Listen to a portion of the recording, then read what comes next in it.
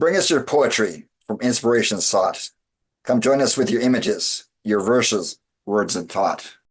From here, we'll share your balladry with those who do not know it. This platform's here for you to show this world that you're the poet. Welcome to episode 57 of You're the Poet, the poetry podcast featuring you. I'm host Matt Burgio, and I'm here with co-host Phil Burgio. Phil, welcome. Anytime. Here at You're the Poet, our purpose is to share our love of poetry with the world and invite you to do the same. We want to start by saying thank you to all of our listeners who have made You're the Poet possible. We hope you enjoy the podcast and the poetry that is shared here. If you've written any poetry and you want to share it here, whether you just have an interest in poetry, consider yourself an amateur poet, or are a professional poet with published works, contact us to be a guest on a future episode. Our featured guest for this episode of You're the Poet is Indra Iyer, who is joining us from Cleveland, Ohio. Indra, welcome to You're the Poet. Hi, thank you so much for having me. Yeah, we're glad you could join us, and we look forward to your contribution to the episode. To start things off, I'm going to turn it over to Phil to share our classic poem for the episode. I have a poem by Christopher Darlington Morley. He was born May 5th, 1890, passed away March 28th, 1957. He was born in Bryn Mawr, Pennsylvania. He was an American journalist, novelist, essayist, and poet. He went to Haverford College. In 1910, he graduated as valedictorian. He got a Rhodes Scholarship, was in Oxford for a while. He is a highly gregarious person. He had talked about his 3-hour lunch clubs where him and his friends would sit around and discuss it, especially Sherlock Holmes. He was an avid Holmes fan, and he wrote the introduction to the complete Sherlock Holmes. I have to check that out. I, too, am a Holmes fan. I have that work. He met with friends called the Baker Street Irregulars. If you're familiar with Holmes, he had the Baker Street Irregulars, the kids that would do his bidding, Holmes's bidding for him. He also had the introduction to the complete works of Shakespeare. I may have that, too. If you want to read more about him, Wikipedia has a nice article about him. The poem I'm going to read, this is going to be a cat episode, as my poem is about cats, too. Here's his poem, In Honor of Taffy Topaz by Christopher Morley. Taffy, the topaz-colored cat, thinks now of this and now of that, but chiefly of his meals. Asparagus and cream and fish are objects of his Freudian wish. What you don't give, he steals. His gallant heart is strongly stirred by clink of plate or flight of bird. He has a plumy tail. At night he treads a stealthy pad, as merry as Sir Galahad, a seeking of the Grail. His amiable amber eyes are very friendly, very wise. Like Buddha, grave and fat, he sits regardless of applause, and thinking as he needs his paws, what fun to be a cat. Christopher Morley. All right, thank you.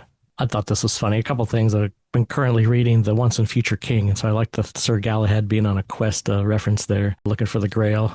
Also, I just like cats in general, and this has a lot of your stereotypical cat characteristics, which I thought was neat. Your cat was protecting the house yesterday. She kept running back and forth with her tail all out, checking out something in the yard. I really liked all of the imagery, like the topaz-colored cat, plumy tail, needs his paws. I could really imagine this cat. Do you have a cat? No. They're different. Yeah, they definitely are interesting creatures. I miss having a cat living with me. My cat currently lives here with Phil. Our dog kind of prevents it that my wife and I have. Wouldn't go well with a cat. I don't think we don't really have the space to set up for it. But all right, thank you. All right, from here, I'm going to share my poem for the episode. This one just has to do with looking at the autumn leaves and sort of the transition that leaves have in general. It's called New Colors. To bring new colors into view, the trees, they change their leaves again, and time goes on to life anew as seasons touch the hearts of men. The spring blooms green across the glen and wakes the forest from its sleep until the autumn breezes sweep and paint them with a different pen. As seasons touch the hearts of men and time goes on to life anew, the trees, they change their leaves again to bring new colors into view. Matthew Burgio. Okay, I like that. We have a lot of poems about trees and leaves. We live in used to be the country. It kind of still is. And we have a lot of trees, and I love this time of year. It's my favorite time of year.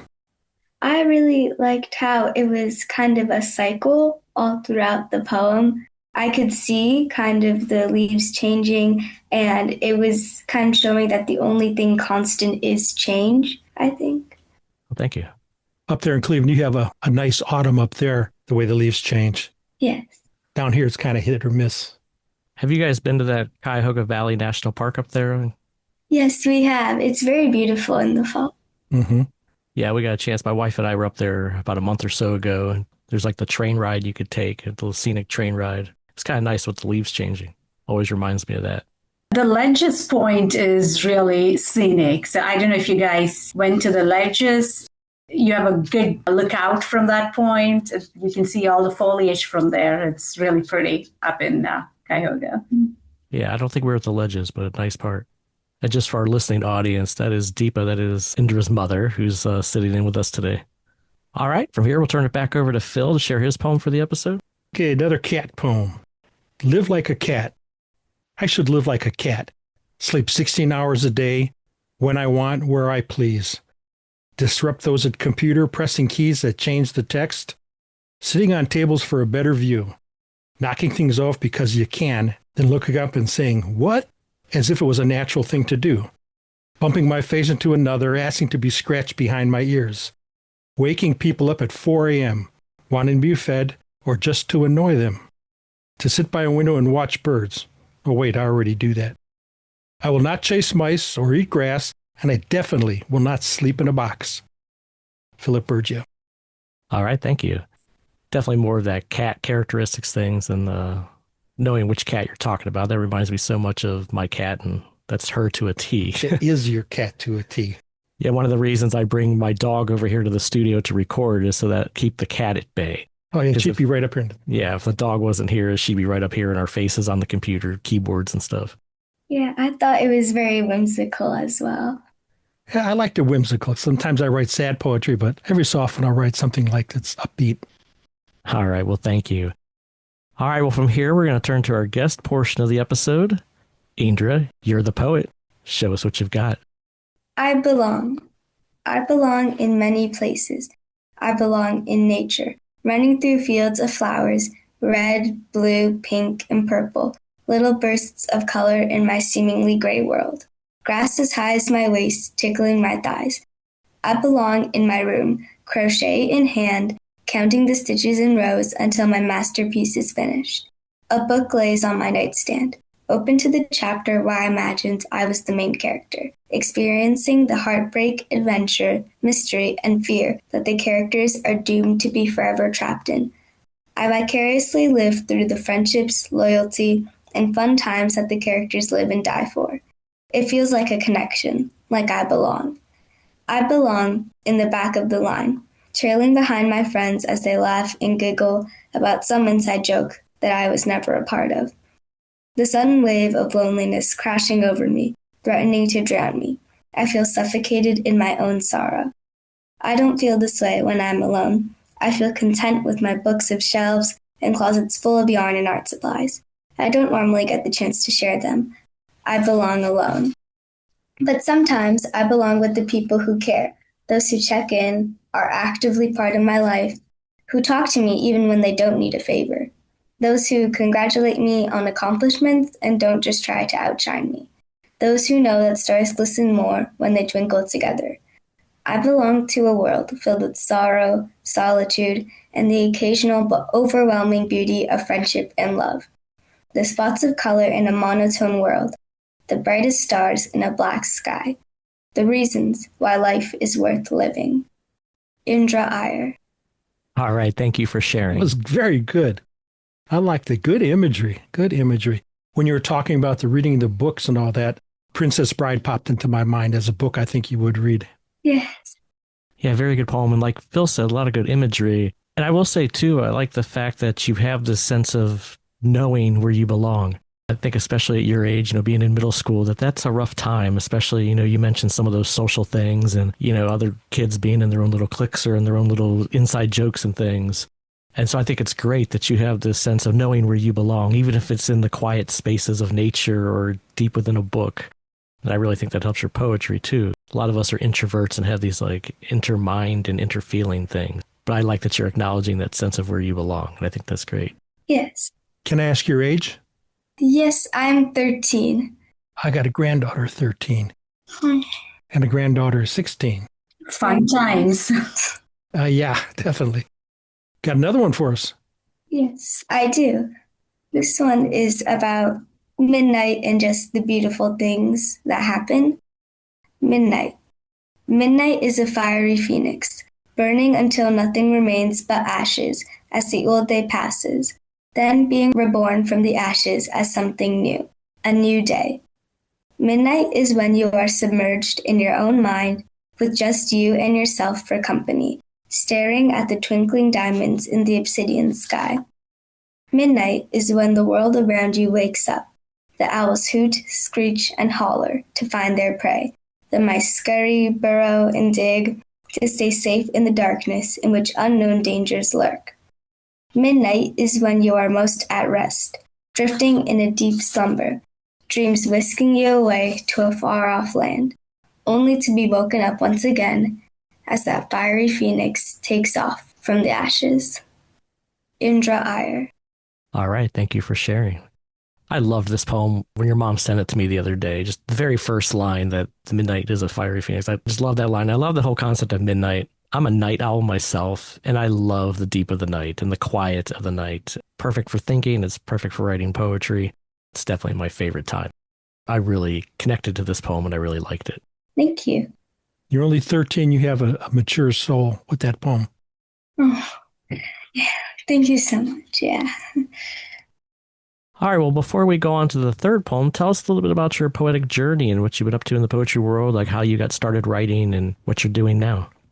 Yeah, well, I believe I got started writing from a very young age when I would just really like stationery and collecting different pens and papers.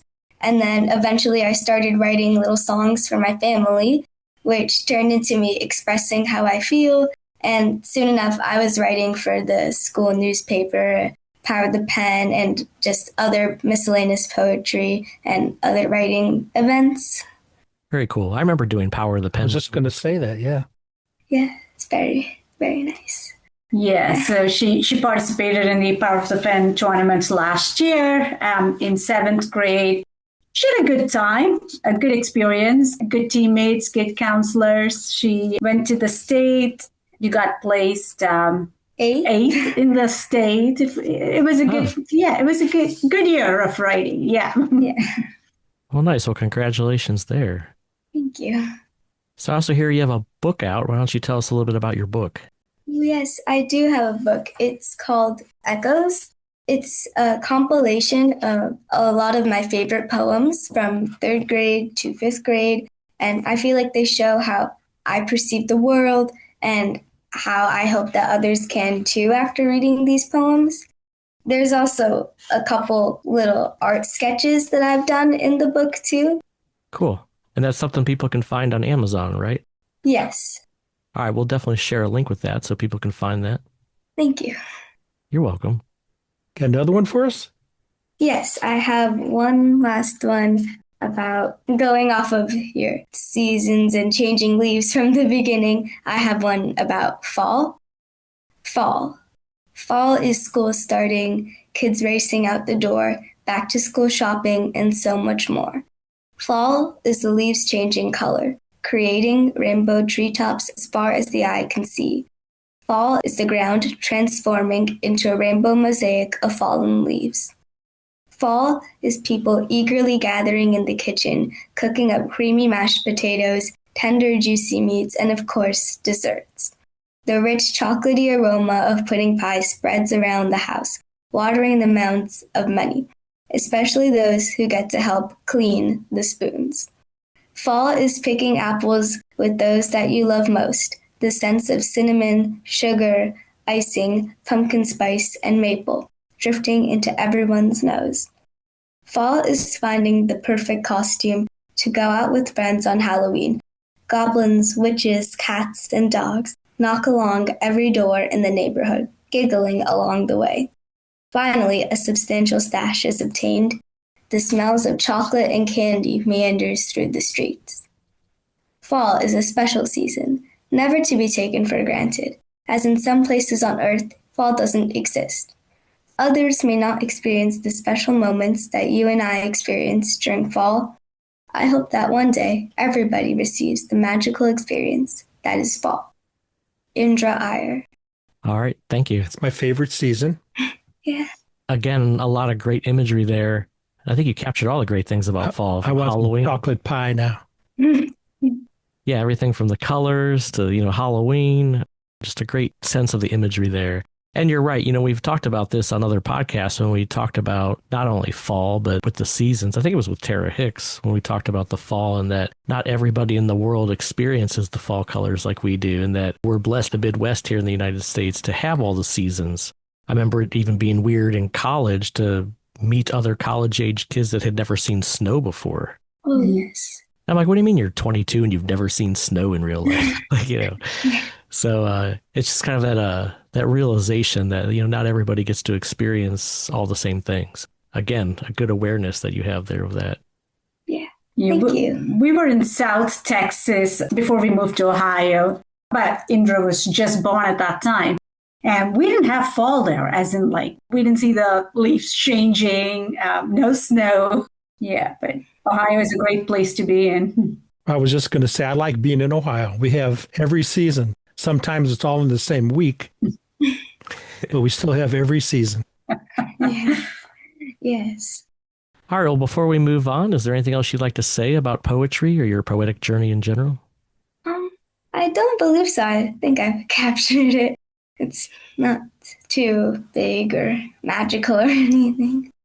Well, hopefully someday it will be. It sounds like you're onto a great start there. I mean, you've got a book out already. You're placing the state in the power of the pen. So hope you will continue to write and you'll continue to enjoy it. You do such a great job of expressing your words. Thank you. You're welcome. All right, well, from here, I've got a little bit of feedback for the episode. This is on episode 53 with Mr. Lights from Loris L. on YouTube. He says, glad to see my amazing friend, Mr. Lights, on here.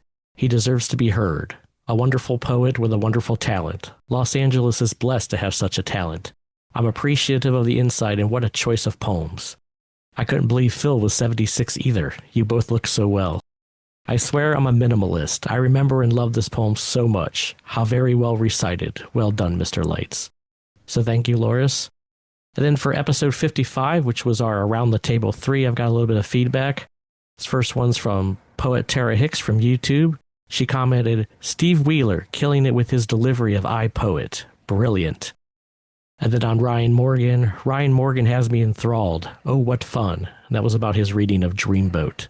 So thank you, Tara. And if you haven't checked that out, go listen to that. Steve Wheeler and Ryan Morgan's presentations, actually all those poets that participated in the Around the Table 3, great reciting of their poetry. Worth checking out. And then I have a little bit of feedback from episode 56. This was with Paul Robert Bender from Susan Williams, 5483 on YouTube. She commented, lovely poems, y'all. And then she said, a Canadian veterinarian, Harry Colburn, bought a black bear cub in 1914 and named her Winnie after his hometown of Winnipeg. The soldier bought the bear from a trader for $20 and later donated Winnie to the London Zoo. He was a former veterinarian with a huge heart for animals. Christopher Robin sees Winnie at the zoo, and the rest is history. And this was a comment we wanted to make, too, about the episode where we were discussing with Paul about if A.A. Milne had any connection to Canada. Well, it turned out that White River, Canada is where this bear was picked up. And so there's a museum there, and I believe that's the museum that Paul went to. So there is a museum there and a lot of history about Winnie the Pooh there in White River, Ontario. Although Milne was never here, they just got connected to the bear that was from the area. Just wanted to update the readers on that. So thank you guys for all of your feedback. And as we wrap things up, we want to let our listeners know we are grateful that you've taken the time to tune in. We hope you're enjoying the poetry shared here. And if you haven't already, please subscribe to the podcast and share it with others. If you would like to support You're the Poet and what we're doing here, there are a couple of ways to help. You can find links on our website to our Buy Me a Coffee patron site, as well as our You're the Poet store where you can buy You're the Poet merchandise and share your love of poetry with the world. Thank you for your support as we continue to grow. Please check out our website and various social media outlets to keep up to date with You're the Poet. You can find us on Facebook, Instagram, YouTube, and our website, you'rethepoet.com. Until next time, Phil, thanks for joining us. Anytime. This was a good one. Indra, thank you for being our guest. Thank you for having me. You're welcome. Thank you both. Goodbye.